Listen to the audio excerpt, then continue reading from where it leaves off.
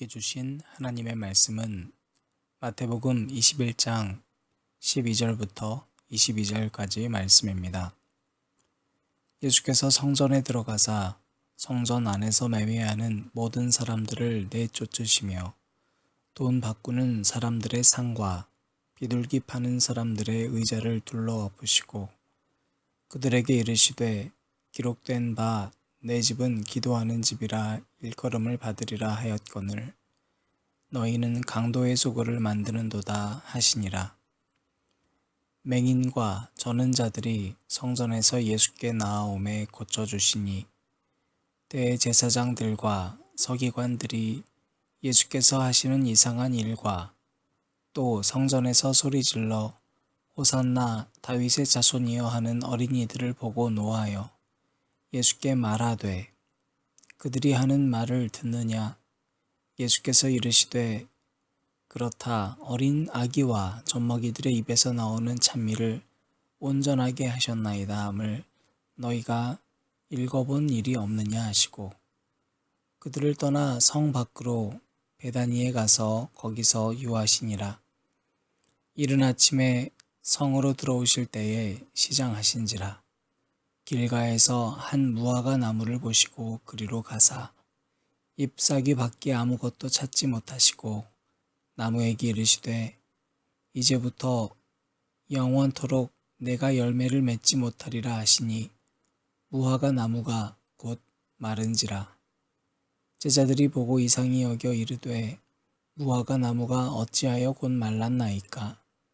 예수께서 대답하여 이르시되 내가 진실로 너희에게 이르노니 만일 너희가 믿음이 있고 의심하지 아니하면 이 무화과 나무에게 된 이런 일만 할 뿐 아니라 이 산더러 들려 바다에 던져지라 하여도 될 것이요. 너희가 기도할 때 무엇이든지 믿고 죄로 인해 멀어졌던 하나님과 우리 사이를 십자가로 회복하셨네. 나는 오늘도 십자가 은혜의 다리를 건너 하나님께 나아갑니다. 나는 오늘도 십자가 은혜의 다리를 건너 주님 품에 안깁니다.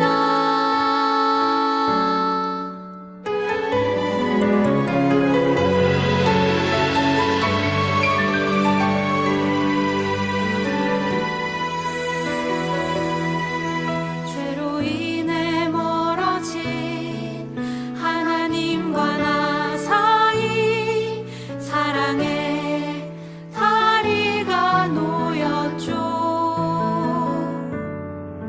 나의 죄를 대신 지신 예수님 그분이 사랑의 다리가 되셨죠. 오늘 이 새벽도 저와 여러분에게 우리 주님의 크신 은혜가 함께하기를 바랍니다. 특별히 몸이 불편하신 김재규 집사님, 또 우리 전재환 집사님, 그리고 아직 입원 중인 안하은 청소년과 어제 무사히 수술을 잘 마치고 이제 안정을 취하고 있는 최서인 청소년에게 우리 주님의 크신 은혜와 보호하심이 함께하기를 기도드립니다. 오늘 우리가 본문 속에서 만나게 되는 예수님의 모습은 가히 충격적 모습이죠. 예수님의 온유하고 온화한 성품만 보았던 우리들에게는 예수님이 성전 내에서 상을 뒤엎는 모습이나 소리를 치는 모습은 정말로 낯선 일입니다. 뿐만 아니라 성전 밖에 나가셔서 오늘 이 무화과 나무를 저주했던 사건은 이게 도대체 예수님의 진짜 모습이 아닐까 싶을 정도로 충격적입니다. 그만큼 오늘 본문 속에 이 예수님의 모습을 한 장에 걸쳐서 기록하고 있는 이 성경의 증인은 우리들에게 성전 정화 사건과 무화과 나무의 사건을 연이어서 봐야 한다라고 가르쳐주고 있는 것입니다.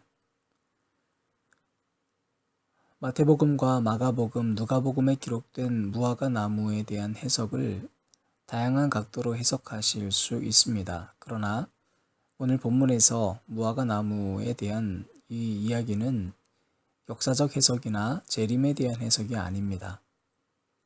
오늘 이 본문 속의 무화과 나무에 대한 저주는 바로 우리의 믿음의 진실된 여부, 또 우리 믿음이 어떠한 열매를 맺고 있는가를 점검함으로 내 믿음이 진짜냐 아니냐 들여다보라는 이야기입니다. 먼저 오늘 우리가 살펴보게 될 이야기는 성전 정화 사건부터 시작을 하는데요. 어제에 이어서 예수님께서 볼품없는 나귀 새끼를 타고 걸어가셨던 장면을 여러분 연상해 보시길 바랍니다. 나귀는 자기의 몸도 가누지 못할 텐데 예수님을 등에 업고 걸어갔습니다. 마치 예수님이 우리의 모든 질고를 짊어지고 골고다를 올라가셨던 것을 예표하듯이 말이죠. 예수님이 가장 먼저 간 곳은 성전이었습니다. 바로 다윗이 법궤가 이동했던 그 순간처럼 예수님께서 가신 곳은 예수님이 주인 되어야 할 성전 그곳이었던 것입니다. 그곳의 풍경은요, 돈 바꾸는 사람들이 눈에 띕니다. 비둘기 파는 사람들이 뒤섞여 있습니다. 그 모습을 본 예수님께서는 경로하고 상을 뒤엎으면서 말씀하시기를 13절 말씀인데요. 그들에게 이르시되 기록된 바 내 집은 기도하는 집이라 일컬음을 받으리라 하였거늘 너희는 강도의 소굴을 만드는도다 하시니라. 대체 왜 이들이 강도의 소굴이라고 이러한 질타를 받아야 할까요?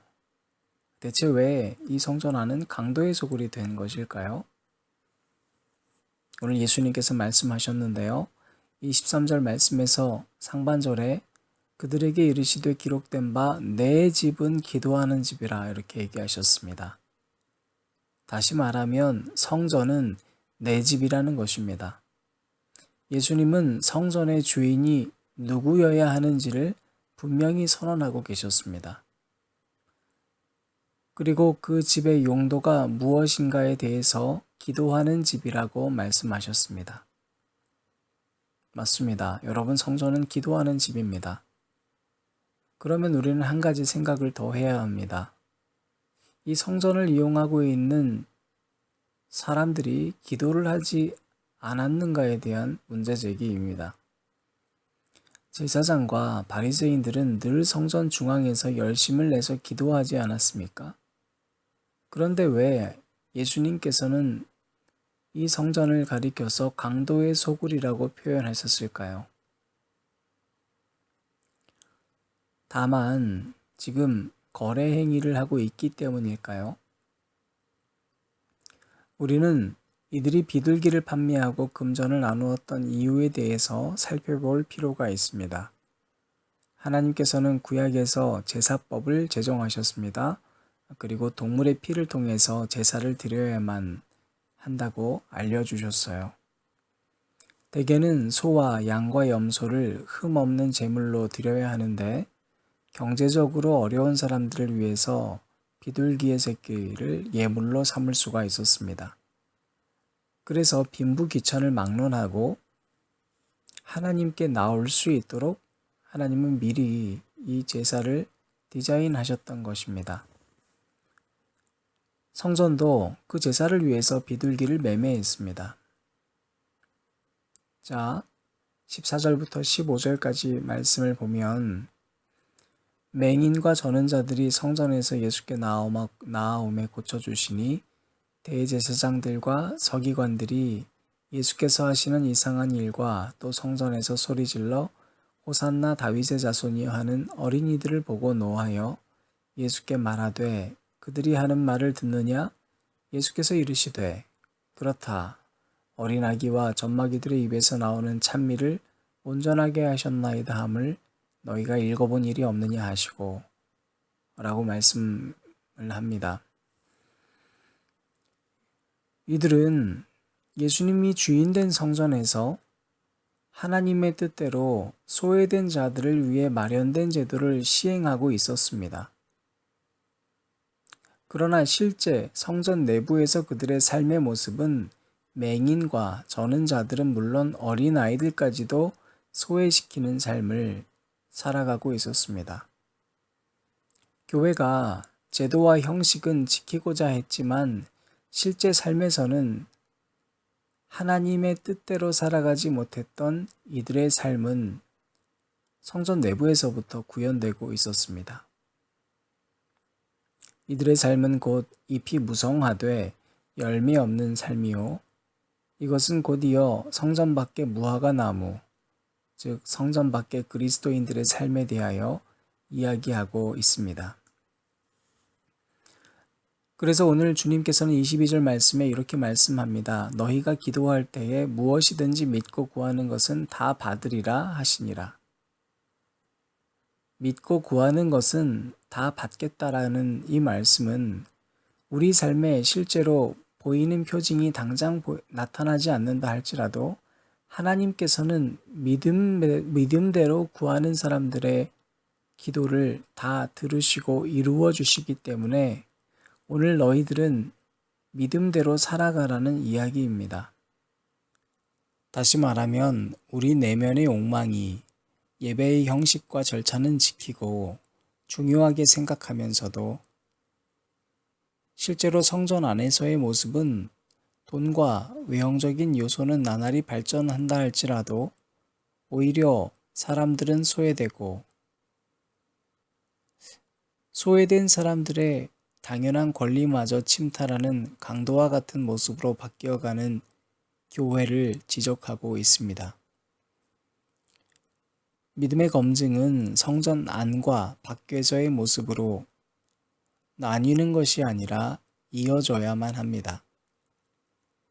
성전 안에서의 형식과 절차에 예민해진 만큼 하나님의 뜻대로 살아가고 있는가를 돌아보게 됩니다.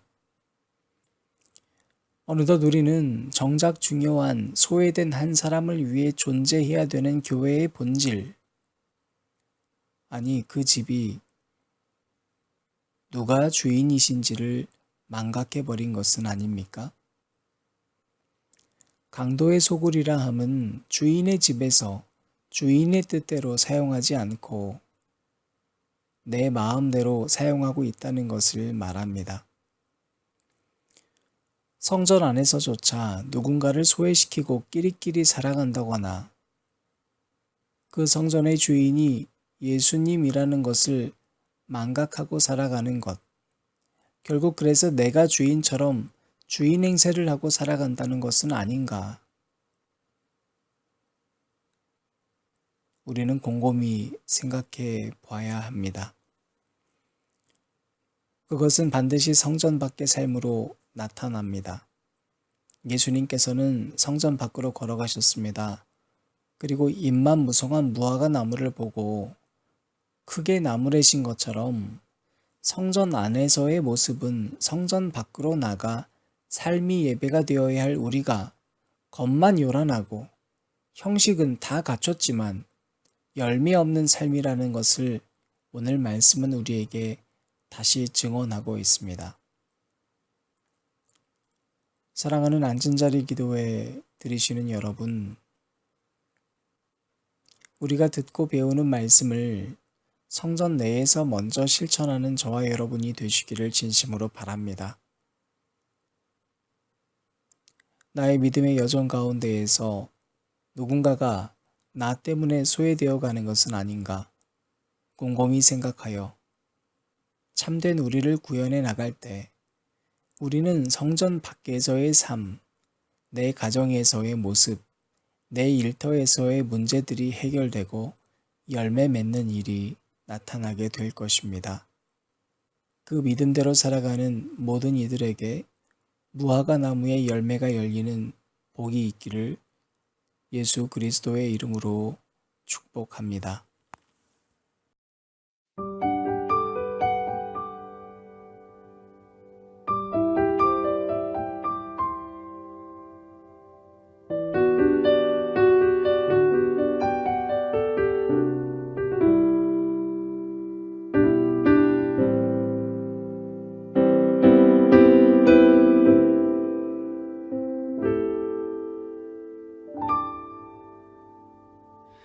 세상의 부와 세상의 명예 세상 자랑 모두 내려놓고 날 구한 십자가 날 씻긴 보혈 주의 은혜를 깊이 생각합니다. 나의 나 된 것 내 모든 것 다 거저 받은 선물 내 삶을 은혜로 가득 채워주셨네. 나의 나 된 것 내 모든 것 다 거저 받은 선물 내 삶을 주신 분께 다시 올려드리니 나는 삶으로 주님을 노래합니다. 나를 통하여 주님만 높임 받으소서. 나는 삶으로 주님을 예배합니다. 나의 삶을 빛으로 사용하소서.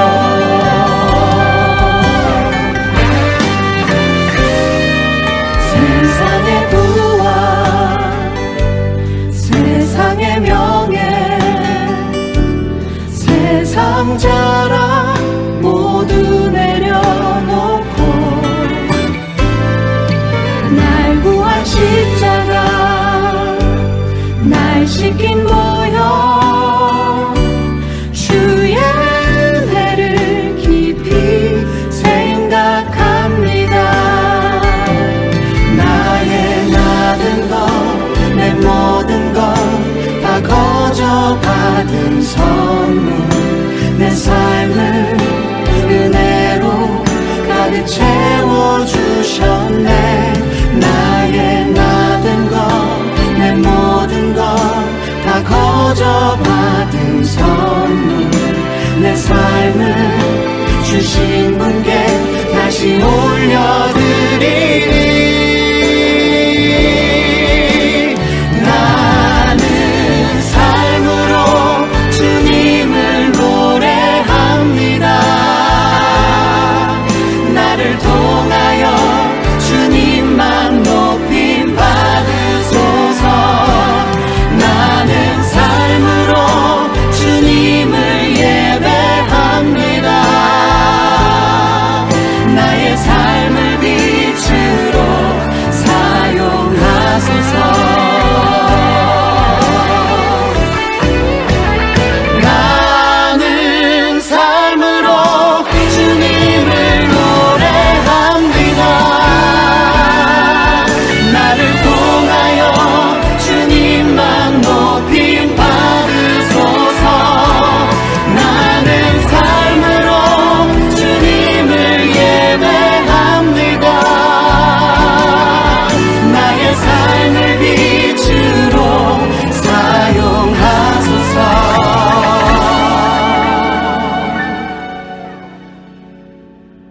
나의 삶을 빛으로 사용하소서.